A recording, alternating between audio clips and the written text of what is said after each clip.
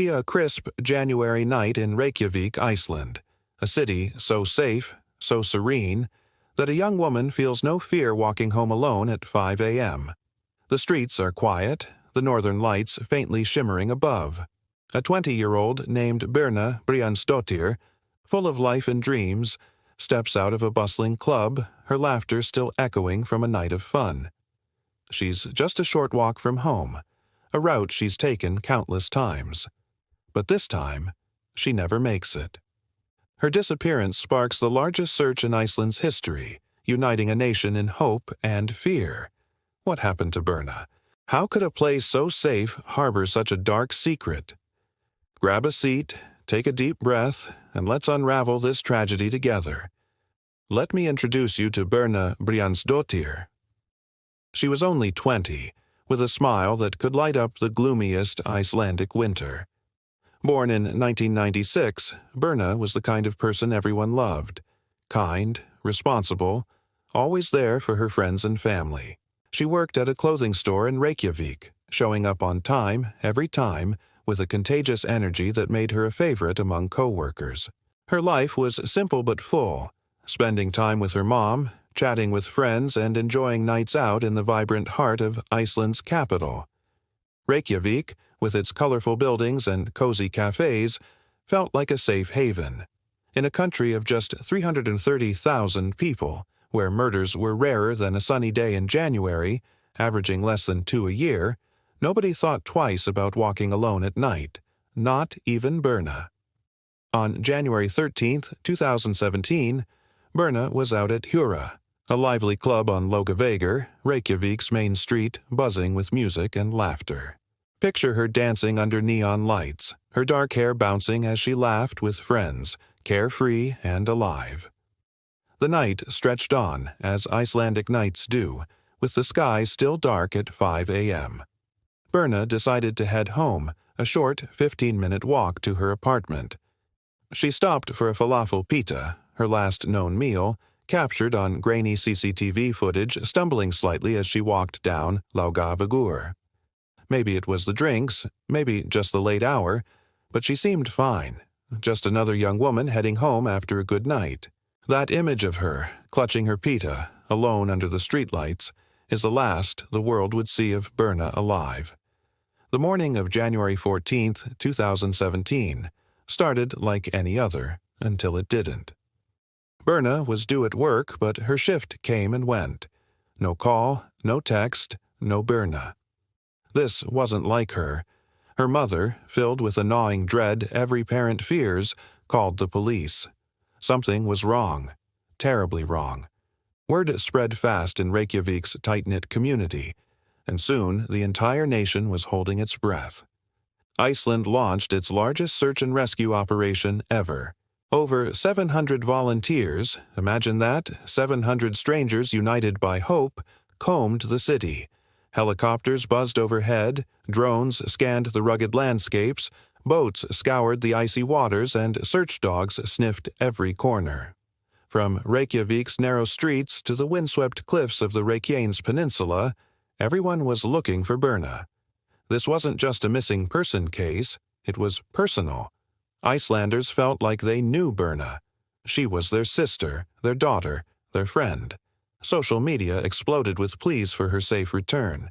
The hashtag #IamBirna became a rallying cry, a way to say, "She's one of us." Can you imagine the hope, the fear, the prayers whispered in every home? Parents hugged their kids a little tighter. Friends checked in more often.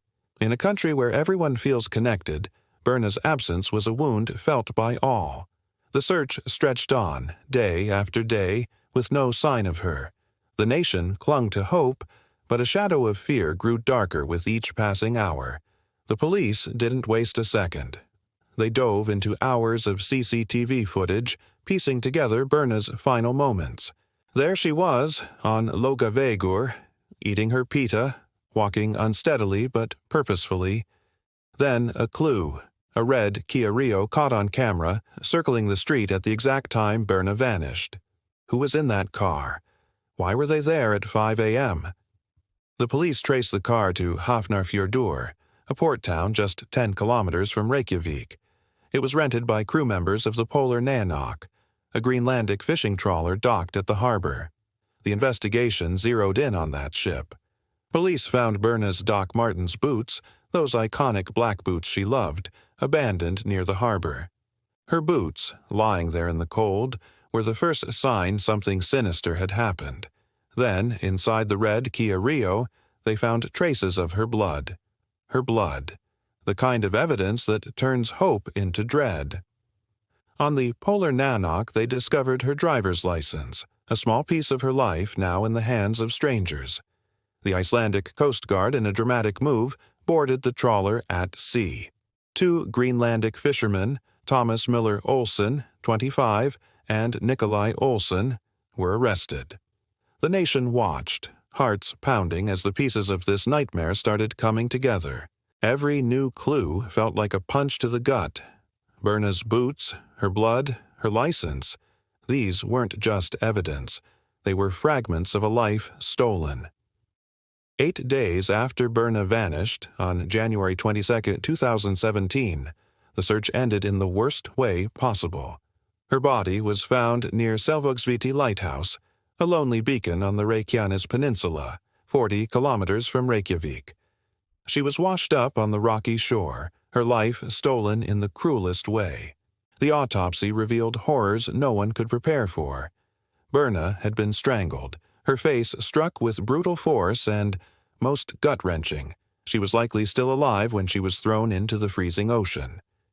Can you feel that?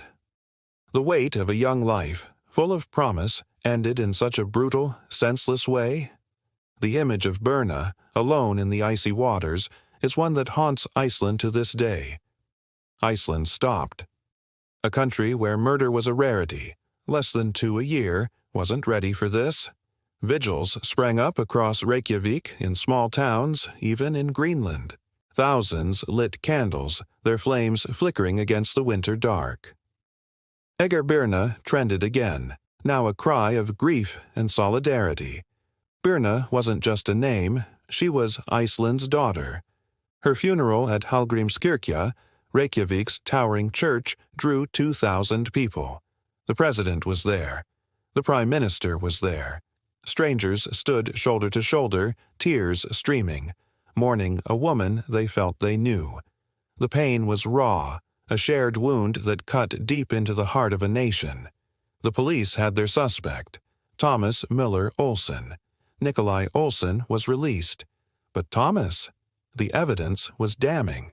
His story unraveled as police found more than just evidence of murder on the Polar Nanok.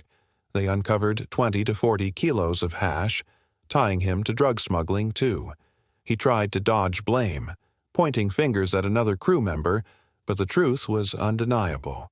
Her blood in his car, her license on his ship, her boots by the harbor. In September 2017, the Reykjanes District Court found him guilty of murder and drug smuggling. He was sentenced to 19 years in prison, a sentence upheld on appeal in November 2018. Justice, yes, but it couldn't bring Birna back. This case changed Iceland forever. A nation built on trust, where hitchhiking and late-night walks were second nature, faced a new reality. Women no longer felt invincible. Reykjavik installed more surveillance cameras, their lenses a reminder of lost innocence. A women-only ride-sharing group started on Facebook, a small act of defiance to reclaim safety. Can you imagine that shift? A country where doors were left unlocked now grappling with fear? Birna's story wasn't just a tragedy. It was a wake-up call. It forced Iceland to confront the darkness that can lurk even in the safest places. Birna's memory lives on. Her smile, her spirit, her story. They've become part of Iceland's soul. Her case sparked conversations about safety, about community, about protecting each other. She was more than a victim. She was a daughter, a friend, a light. Her loss reminded Iceland and the world that even the safest places can hide darkness. But it also showed the power of unity, of a nation coming together to search, to mourn, to heal. Think about it. 700 volunteers, thousands at her funeral, a hashtag that became a movement. Birna's story isn't just about loss. It's about love, about people refusing to let her fade.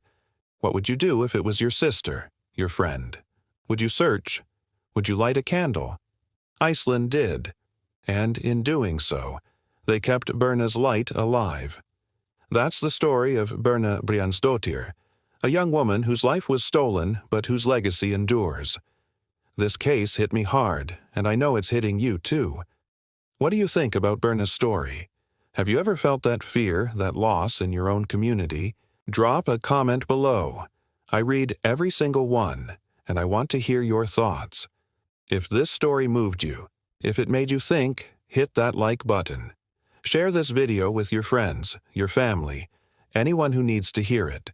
And please subscribe for more true crime stories that hit you right in the heart. Click the bell so you never miss a video. Let's keep telling these stories together. Stay safe, stay kind, and I'll see you in the next one.